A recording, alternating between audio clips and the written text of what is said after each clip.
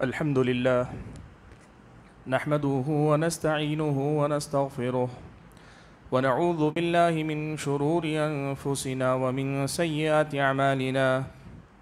من يهد الله فلا مضل له ومن يضلل فلا هادي له وأشهد أن لا إله إلا الله وحده لا شريك له وأشهد أن محمدًا عبده ورسوله أرسله بالحق بشيرا ونذيرا أما بعد فأعوذ بالله من الشيطان الرجيم بسم الله الرحمن الرحيم والذين يؤتون ما آتوا وقلوبهم وجلة أنهم إلى ربهم راجعون۔ بزرگان محترم، ملت اسلامی کے نوجوانوں اور پردہ نشین خواتین اسلام، اللہ رب الجلال ہم سب کا تنہا خالق، تنہا مالک اور ہم سبھی کا تنہا معبود برحق، ہر قسم کی حمد و ثنا، ہر طرح کی بڑائی اور بزرگی، اور میری اور آپ سبھی حضرات اور خواتین کی ہر ایک عبادت اور بندگی کا، ہماری اور آپ کی ہر چھوٹی بڑی ریاضت کا مستحق رب ہے، معبود برحق ہے، جس کی بندگی میری اور آپ کی زندگی کا مقصد ہے، اور جس کی بندگی میں ہماری زندگی کا گزرنا ہمارا سب سے بڑا کمال اور سب سے بڑا کارنامہ ہے۔ درود و سلام ہو نبی آخر الزماں پیارے نبی محمد صلی اللہ علیہ وسلم کے ذات گرامی پر، جنہیں اللہ تبارک و تعالیٰ نے اپنا آخری نبی و رسول بنا کر بھیجا، جنہوں نے ہمارے اور آپ کی رہنمائی اور رہبری کے لیے اللہ تبارک و تعالیٰ کے بھیجے ہوئے دین کی وہ پاکیزہ تعلیمات، وہ عمدہ اور انسان کی سیرت اور شخصیت کو سنوارنے والی تعلیمات ہم اور آپ تک پہنچائی، کہ جن کو اپنا کر ہم دنیا میں اللہ کے بندے ہونے کے ساتھ ایک اچھے اور مثالی انسان بنتے ہیں دنیا والوں کے لیے، اور ساتھ میں اللہ تبارک و تعالیٰ کے پاس آخرت میں کامیابی اور کامرانی حاصل کرنے والے بن پاتے ہیں۔ حاضرین جمعہ، یہ دنیا آخرت کی کھیتی ہے۔ جس طرح کسان اس دنیا اس زمین پر کھیتی کر کے پھل کی امید رکھتا ہے، لیکن وقت سے پہلے کبھی اپنی فصل نہیں کاٹتا، اس لیے کہ اسے پتہ ہے کہ ہر فصل کے کاٹنے کا اپنا ایک وقت ہوتا ہے، ایسے ہی ہم اور آپ بحیثیت مسلمان یہ بات اچھی طرح جانتے ہیں کہ حقیقی اجر و ثواب ہمارا جو ملنے والا ہے وہ تو آخرت ہے۔ آخرت سے پہلے اللہ دنیا اچھی دیتا ہے، اور اچھی دنیا دینا یہ اللہ کا وعدہ بھی ہے، لیکن ہمارا اور آپ کا حقیقی پھل، حقیقی ثمرہ ہماری اور آپ کی آخرت ہے۔ اسی لیے یہ دنیا کھیتی ہے، اور ہماری اور آپ کی آخرت ہمارے اور آپ کی کٹائی کا موسم، ہمارے اعمال کے ثمرات اور پھل دیکھنے کا موسم ہے۔ اسی لیے اس دنیا میں ایک بات کا خیال رکھیے، نیکیاں ہم اور آپ جو کرتے ہیں، ان نیکیوں سے اللہ تبارک و تعالیٰ نے دنیا میں جو بھی خیر ہم اور آپ کو عطا کیا ہے، وہ خیر ہم حاصل کریں، وہ خیر ہم اپنائیں ضرور، لیکن اس کا خیال رکھیں کہ حقیقی ثواب اور حقیقی اجر تو اللہ تعالیٰ کے پاس آخرت میں ہم اور آپ کو ملنے والا ہے۔ آج اسی بنیادی بات کو سامنے رکھتے ہوئے میں ہمارے اور آپ کے نفس کے اندر پائی جانے والی ایک کمزوری کی طرف آپ سبھی کی توجہ پھیرنا چاہتا ہوں۔ وہ کمزوری یہ ہے کہ دیکھیے، ہمارے اور آپ کے اندر نیکی کرنے کے بعد اکثر نیکی کا غرور آ جاتا ہے۔ نیکی کرنے کے بعد اس نیکی کا احساس کبھی ہمیں غلط رخ پہ لے جاتا ہے، اور ہم اپنے علاوہ سب کو حقیر سمجھتے ہیں۔ میں اگر کوئی نیکی کر رہا ہوں تو مجھے اپنی نیکی کا اتنا زیادہ احساس، بلکہ اس قدر زیادہ غرہ، اس قدر زیادہ دھوکہ ہو جاتا ہے کہ میرے علاوہ جو بھی وہ کام نہیں کر رہا ہے، میری نظر میں اس کی کوئی حیثیت نہیں ہوتی۔ حالانکہ عین ممکن ہے کہ جس نیکی وہ مجھ سے پیچھے ہے، دوسری بہت ساری نیکیوں میں وہ مجھ سے بہت اچھا ہوگا، بہت آگے ہوگا، لیکن یہ شیطان کا مکر ہے، شیطان کا دھوکہ ہے کہ شیطان انسان کو ایسے بھی گمراہ کرتا ہے کہ آپ کو اپنی نیکی کا اس قدر احساس دلائے، آپ کے اپنے پاکیزہ ہونے کا اس قدر احساس دلائے کہ رفتہ رفتہ شعوری یا غیر شعوری طور پر آپ اپنے مسلمان بھائیوں اور بہنوں کے حوالے سے، اپنے متعلقین اور اطراف و اکناف رہنے والے حضرات و خواتین کے بارے میں ایک ایسے منفی جذبے کا شکار ہو جائیں جہاں ان کی حیثیت آپ کی نظر میں کچھ نہ ہو۔ یہ ایک ایسا مرض ہے جو نیک لوگوں کو لگتا ہے۔ ہم عام طور پر برائیوں کا جب تذکرہ کرتے ہیں تو برے لوگوں کا تذکرہ کرتے ہیں کہ برائی کو ہم نے برے لوگوں سے جوڑ کے رکھا ہے، لیکن آپ کو یہ سمجھنا چاہیے کچھ بیماریاں ایسی ہیں جو نیک لوگوں کو لگتی ہیں، نیکی کرنے والوں کو یہ بیماریاں لگتی ہیں، اور ان میں سے ایک بڑی بیماری یہ ہے کہ آدمی جس نیکی کو کر رہا ہے اس نیکی کے احساس میں اس قدر ڈوب جائے کہ جس آدمی کو بھی اس نیکی میں حصے دار نہ دیکھے اس کے تئیں یہ احساس پیدا ہو جائے یہ کچھ نہیں،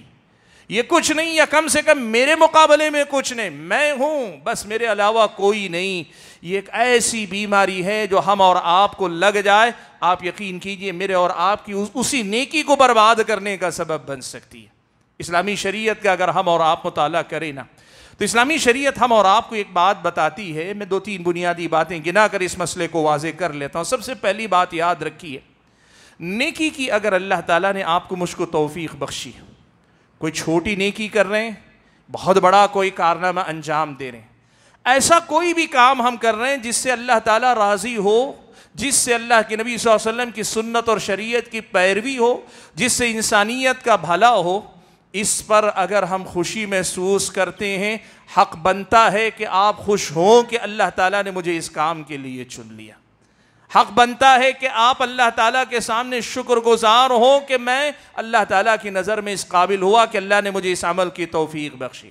آپ نیکی کے بعد اپنے نفس میں خوشی محسوس کریں، اطمینان محسوس کریں، آپ کے اندر ایک قسم کا نشاط پیدا ہو، چستی پیدا ہو، آپ کے اندر یہ جو جذبہ، اس پر کوئی گرفت نہیں، الحمدللہ آپ نیکی پر خوشی محسوس کرتے ہیں تو یہ اللہ تعالیٰ کی توفیق پر شکر گزاری کا ایک مرحلہ، یہ اعتراف نعمت،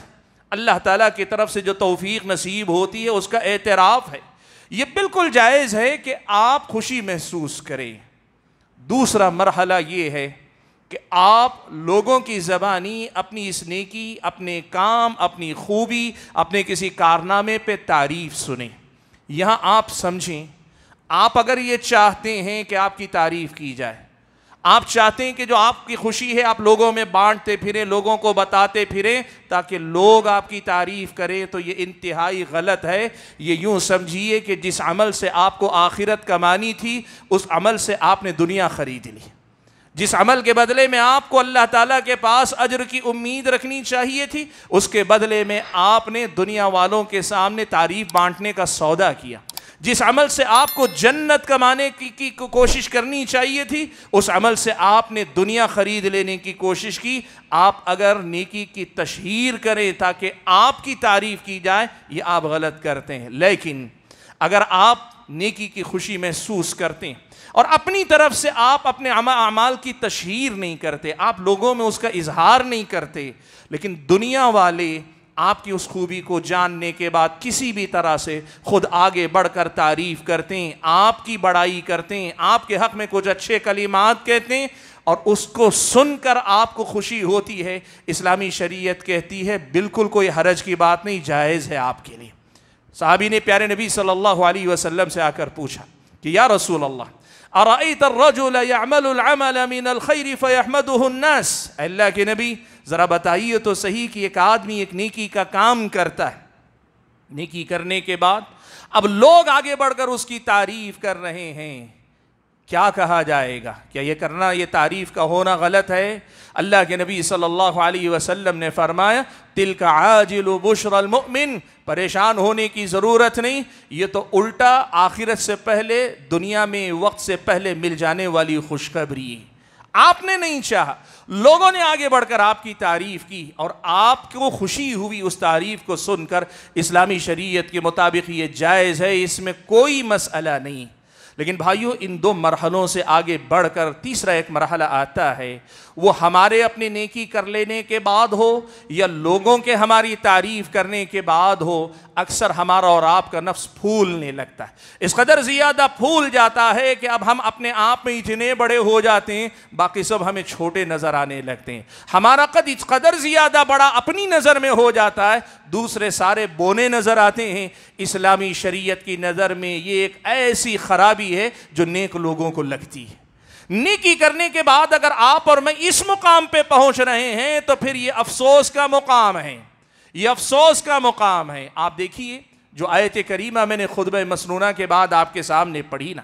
اس آیت میں اللہ تعالیٰ نے یہ بات بیان فرمائی کہ وَالَّذِينَ يُؤْتُونَ مَا آتَوْا وَقُلُوبُهُمْ وَجِلَةٌ أَنَّهُمْ إِلَىٰ رَبِّهِمْ رَاجِعُونَ، اور وہ لوگ جو اعمال تو کرتے ہیں لیکن کام کرتے کرتے ڈرتے رہتے ہیں کہ انہیں اپنے رب کی طرف بھی لوٹ کر جانا ہے۔ حضرت عائشہ صدیقہ رضی اللہ تعالیٰ عنہ سے سنن کے اندر یہ روایت ہے کہ حضرت عائشہ نے اللہ کے نبی سے آ کر پوچھا، اللہ کے نبی یہ کون لوگ ہیں جو کام کرتے ہیں عمل کرتے ہوئے ڈرتے رہتے ہیں؟ کیا وہ لوگ ہیں جو شراب پیتے ہیں، جو لوگ چوری کرتے ہیں اور ڈرتے ہیں کہ اللہ کے پاس جائیں گے تو شراب کا حساب دینا پڑے گا، شراب نوشی کا، یا ہمیں جو ہے چوری کیے ہوئے مال کا حساب دینا پڑے گا، یہ وہ لوگ ہیں؟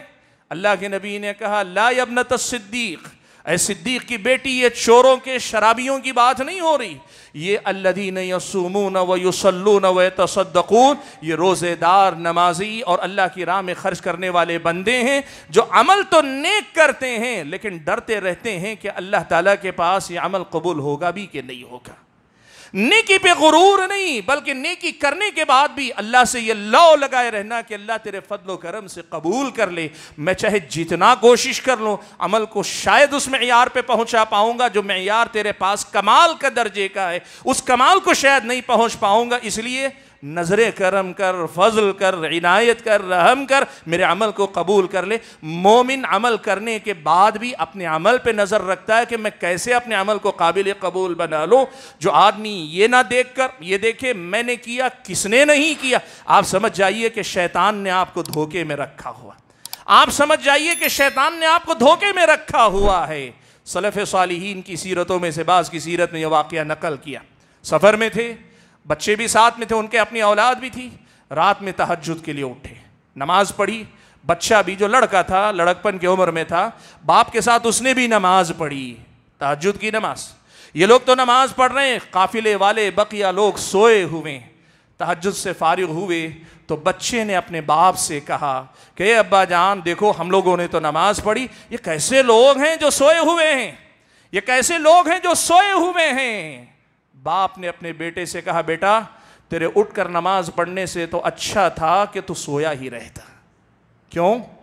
اس لیے کہ تو نے نماز پڑھی تو اچھا کام کیا، لیکن یہ جو تہجد کی نماز نہیں پڑھ رہے ہیں یقیناً فضیلت کا عمل ہے لیکن فرض تو نہیں، اور فرض چھوڑے بغیر وہ اگر آرام کر رہے ہیں تو ایک فضیلت کو چھوڑ رہے ہیں، لیکن نیکی کرنے کے بعد یہ جو احساس تمہارے اندر پیدا ہوا ہے اس سے تو اچھا تھا کہ تم نیکی ہی نہ کرتے۔ دیکھو قرآن و سنت اگر آپ پڑھیں گے نا ایک بہت واضح فرق آپ کو نظر آئے گا۔ منافقین کا طرز عمل یہ ہوتا ہے کہ وہ یحبون ان یحمدوا بما لم یفعلوا، عمل نہیں کرتے لیکن چاہتے یہ ہیں کہ ان کی تعریف کی جائے، عمل نہیں کرتے لیکن اپنے آپ کو بہت کچھ سمجھتے ہیں، یہ منافقوں کا طرز عمل۔ ایمان والوں کا طرز عمل قرآن و سنت میں یہ بتایا گیا کہ وہ اللہ تعالیٰ کے لیے نیکی کرتے بھی ہیں تو ان کے نفس کا تواضع نہیں ختم ہوتا، عاجزی نہیں ختم ہوتی، اللہ کے سامنے احساس قصور، کمی کا احساس وہ اپنے پاس باقی رکھ کر جیتے ہیں۔ اسی لیے بھائیو زندگی میں کہیں بھی آپ کو اور مجھ کو نیکی کی توفیق ملے نا تو اس مسئلے کو ہمیشہ یاد رکھنا، یہ نیکی میرے رب کے ساتھ تجارت ہے، میری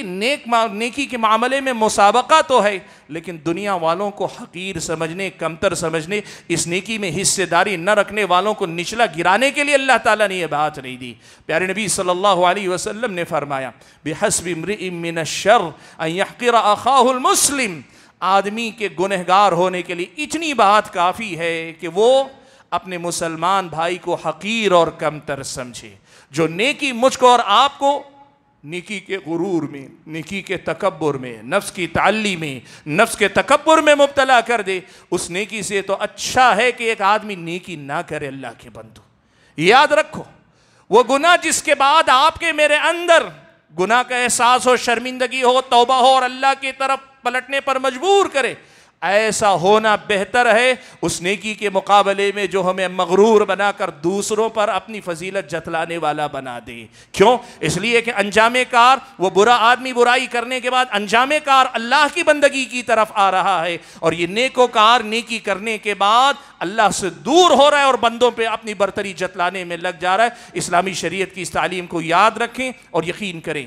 یہ وہ چور دروازے ہیں جہاں سے شیطان داخل ہوتا ہے اور میری اور آپ کی بہت ساری نیکیوں کو برباد کرتا ہے۔ اور مومن اتنا عقل مند ہوتا ہے، وہ نیکی کرنے کے ساتھ اپنی نیکیوں کی حفاظت کرنا جانتا ہے۔ میں اپنی گفتگو کو ختم کرتے ہوئے اللہ تبارک و تعالیٰ سے یہ دعا کرتا ہوں کہ اللہ تعالیٰ مجھے اور آپ سے بھی حضرات کو اس خفیہ بیماری سے محفوظ رکھے، ہم اور آپ کو نیکیوں کی توفیق دے، نیکیوں کی خوشی دے، لیکن نیکیوں کے غرور سے اللہ تعالیٰ مجھ کو اور آپ کو بچا لے۔ اللہ جب تک دنیا میں رکھے ایمان اسلام پر قائم رکھے، اور جب اپنے پاس بلائے تو ایمان کی حالت میں بلائے۔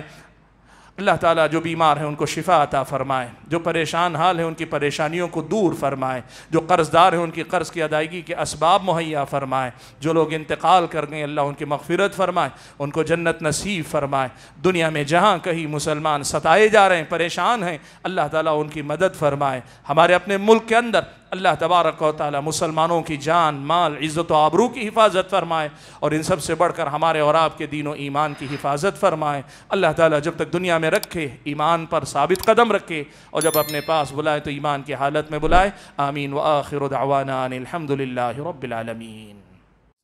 سيذكر من يخشى ويتجنبها الأشقى الذي يصلى النار الكبرى ثم لا يموت فيها ولا يحيا قد أفلح من تزكى وذكر اسم ربه فصلى بل تؤثرون الحياة الدنيا والآخرة خير وأبقى